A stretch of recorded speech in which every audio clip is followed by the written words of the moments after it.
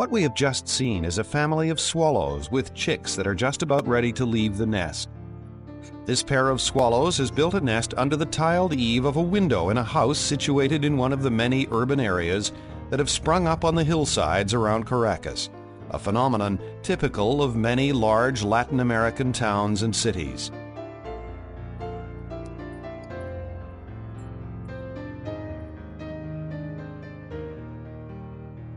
The presence of water and fruit trees nearby means that there will also be insects and invertebrates, a combination that attracts a rich variety of birds and other animals, some of which we will be seeing as we learn about the life of the blue and white swallow.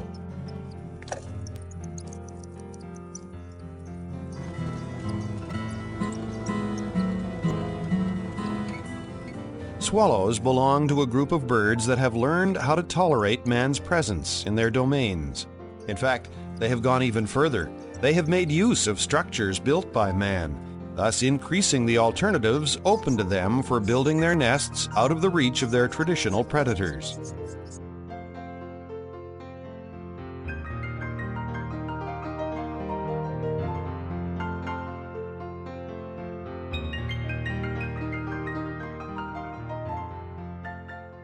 There is never a shortage of insects in human settlements. After all, it is man who has invaded their territory, and the result of this combination of abundant food and places to rear their young has made the sight of swallows commonplace.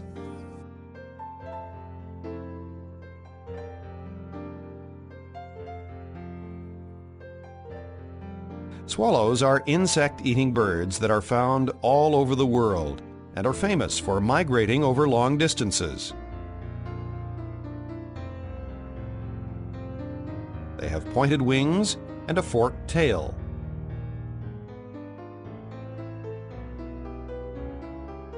They feed on insects they catch in flight, mainly at dawn and dusk.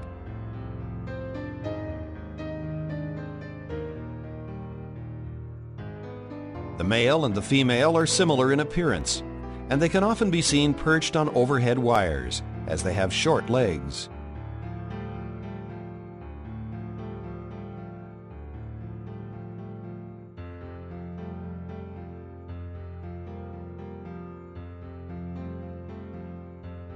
The blue and white swallow makes its nest in any available hole.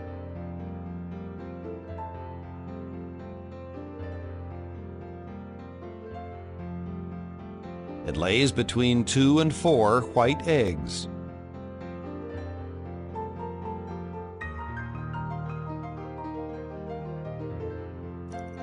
The male and the female take turns incubating the eggs, which take 2 to 3 weeks to hatch.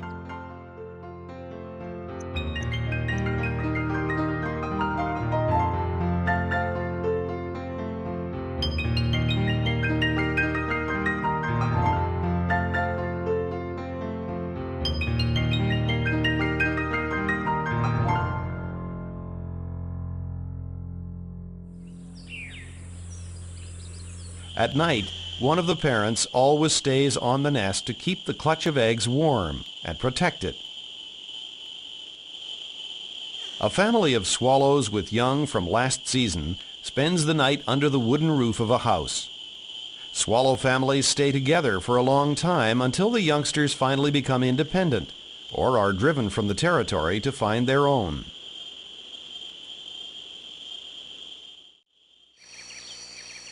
The birds most frequently sighted in gardens and plots of waste ground in these hillside urban areas are the ones that feed on fruit, seeds, plant remains, insects, and nectar, either because they are attracted by what can normally be found in this type of environment, or because people put out special feeders to encourage their visits.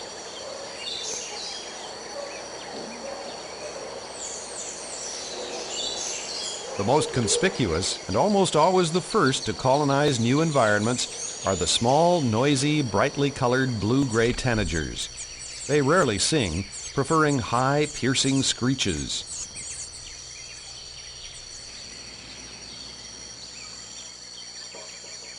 The blue-capped tanager, at one time seen in areas very near the big city, has gradually abandoned its old territory to take refuge higher up the mountainside, making it difficult to sight them as often as before. The white-lined tanager, the male black and the female brown, live in the same territory.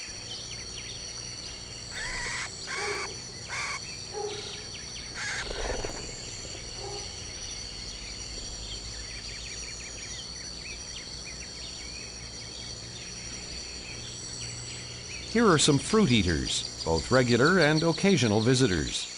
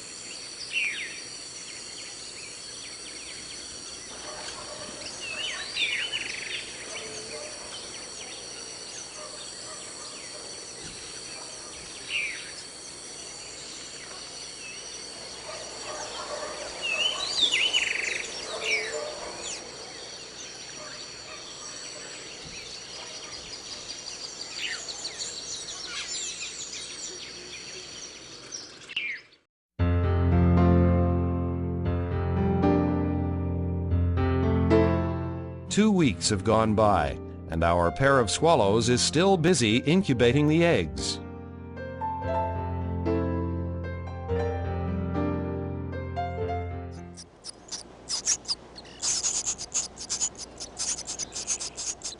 We hear a ruckus in a nearby opening. We carefully lift up a tile and find 3 chicks belonging to another couple that must have hatched out about a week ago. We leave them alone so that they can bring up their chicks in peace.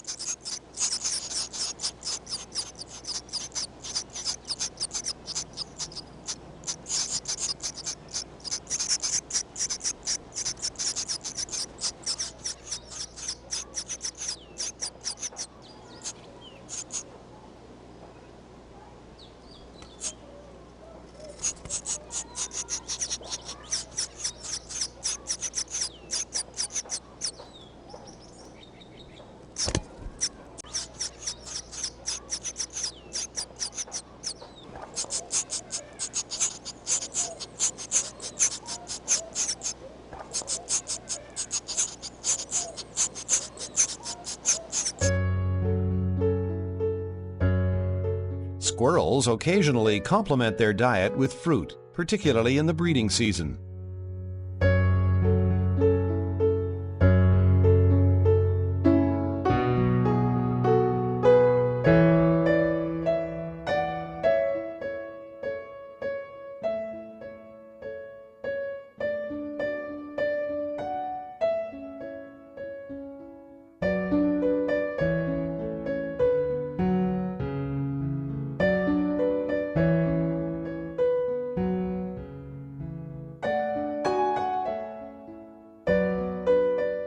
Plants, both wild and cultivated, produce flowers that are made the most of by birds such as the bananaquit and other flower piercers.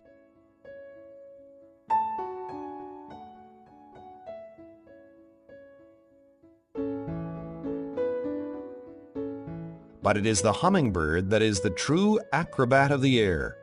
This tiny bird can flap its wings more than 60 times a second, remain suspended in the same place, and fly backward.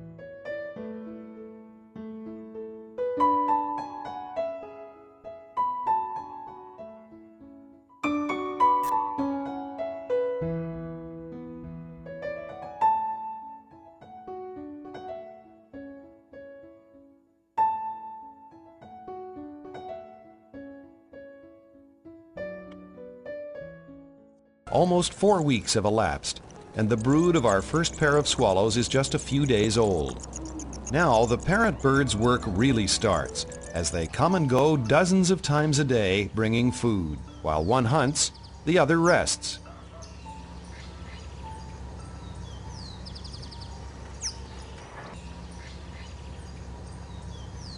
back to work.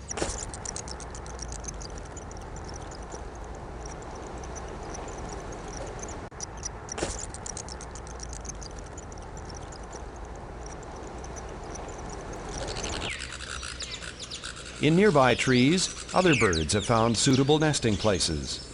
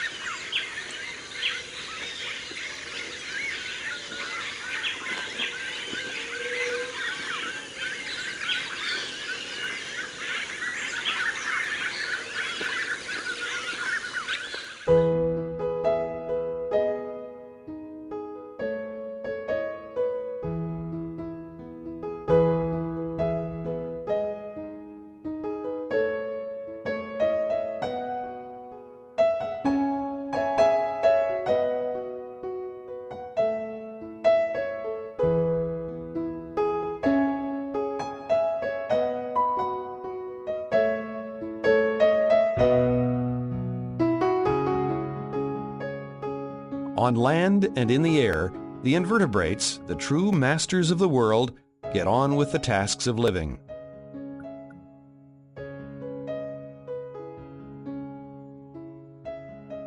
Their role in pollinating plant species makes a unique contribution to the biodiversity of plant life on Earth. To prevent them from getting out of control, different species of insect-eating birds undertake to keep their numbers down.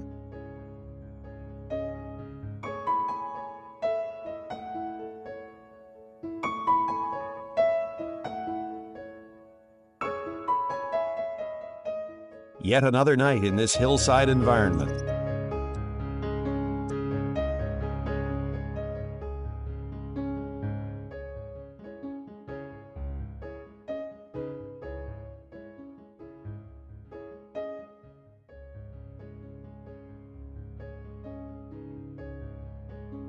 The whole family rests in the nest.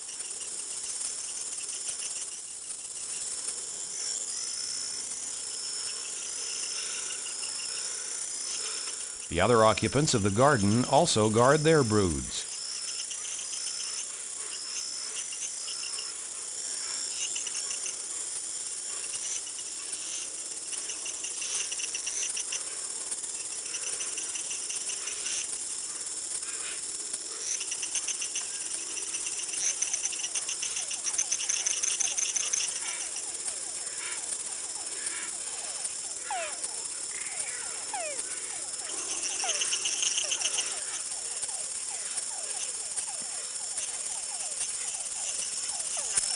A common possum, the largest marsupial in the Americas, makes a foray in search of prey. Thoroughly accustomed to man for centuries, it feeds on man's waste and some domestic birds, apart from whatever it finds in birds' nests.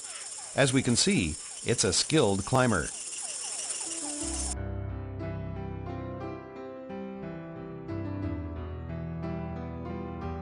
It's now almost 2 weeks since the 3 chicks in the swallow's nest hatched. The chicks call out to their parents constantly, fiercely demanding food.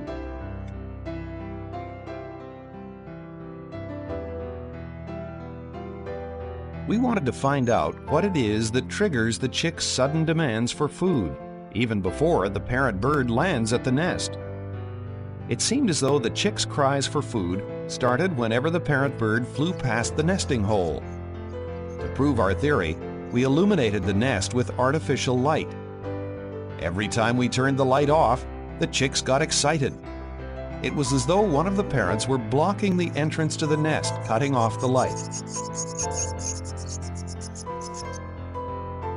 The sloth has no need of the sense of urgency that drives swallows in order to feed in the nearby trees. Its natural camouflage allows it to blend in perfectly with the trees that provide it with food. Although it has sharp claws, 2 or 3, depending on the species of sloth, camouflage is its main defense.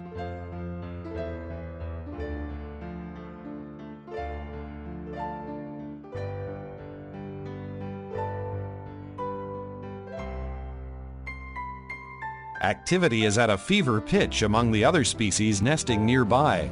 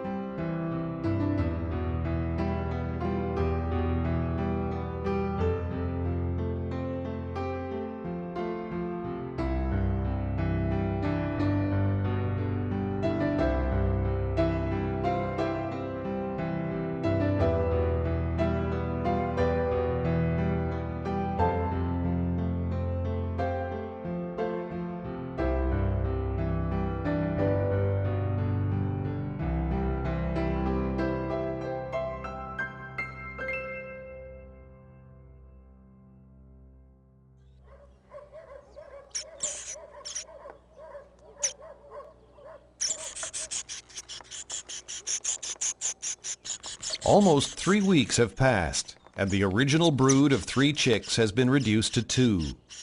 The straw nest has disappeared, and now there is clear space for doing flying exercises. A few more days are needed before they can take that long-awaited flight to freedom.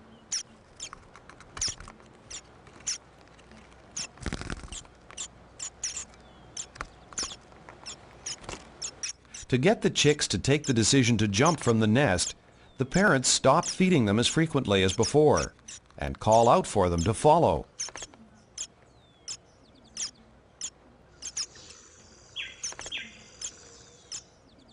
Finally, the first of the chicks manages it. The second chick doesn't seem to understand, and confused, he takes refuge at the back of the nesting hole. The parents bring him food and encourage him to come out, but he still doesn't dare.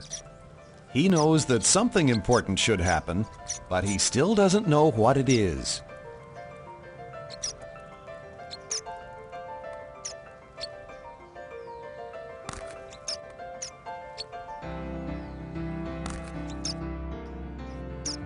They still have to go through another couple of hours of uncertainty before he takes this important decision.